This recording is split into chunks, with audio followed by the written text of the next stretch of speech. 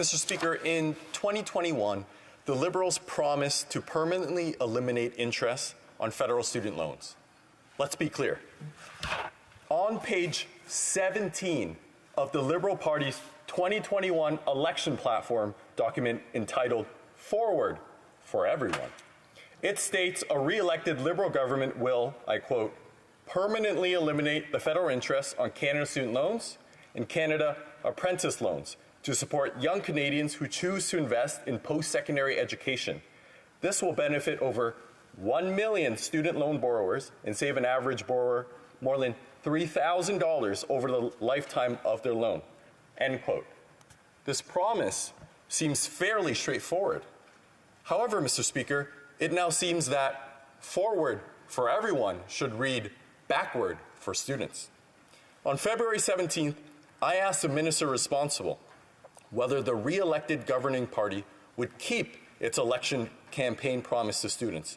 Of course, amnesia had clearly set in, even though the government claimed to have the backs of Canada's students. Yes, Mr. Speaker, it was roll out the smoke and mirrors approach again, and no pesky election promise was going to be allowed to get in the way. On September 17th, an Assistant Deputy Minister at the Department of Employment and Social Development gave notice in the Canada Gazette that the interest moratorium on Canada student loans and Canada apprentice loans would expire on March 31st, 2023. Clearly, this must have been a mistake. So 1 week later, on September 23rd, I asked whether the Liberals would honor their promise. Again, the House was treated to obfuscation and platitudes. Mr. Speaker, at a time when Canadians are struggling to make ends meet and students are taking on debt to afford an education, broken promises and empty platitudes won't cut it. Mr. Speaker, the average federal student debt held by someone with a bachelor's degree is $23,000. I myself graduated with $25,000 in student debt. Moreover, to combat rampant inflation eating away at Canadians' paychecks, interest rates have nearly doubled to 4.7%. So are we to understand now that on April 1st, 2023, the government will hand young Canadians and their parents a very cruel April Fool's joke, a nearly $600 increase to student loan payments? Should that occur, I can't fathom the backtracking on this campaign promise, because there are few better investments than to invest in education. On average, someone with a bachelor's degree will pay almost $15,000 a year in annual taxes, nearly double that of someone with a high school diploma. This is annual, Mr. Speaker, not one time. It's a recurring benefit to our country, not only in the tax dollars that fund the services that Canadians rely on, but also in a more educated and upskilled workforce. The societal and fiscal benefits are clear. There's also, however, the honoring of a promise to students along with the business case for investing in our country's next generation. In conclusion, Mr. Speaker, can the government educate students and Canadians on what will happen on April 1st? Can they shed light on the path forward for all by letting us know on what date will interest rates be permanently eliminated from Canada's student and apprentice loans? The Honourable Parliamentary Secretary to the Minister of Employment, Workforce Development and Disability Inclusion. Well, thank you, Mr. Speaker. I'd like to thank the member for Spadina, Fort York, for his question. As I have said in this House many times, young Canadians and students are the future of Canada. More than 673,000 students each year rely on federal grants and loans to help them cover the cost of their tuition, school supplies, and living expenses. And that's why we are making historic investments to ensure that students continue to have the supports and opportunities they need to build a better future for themselves and their families.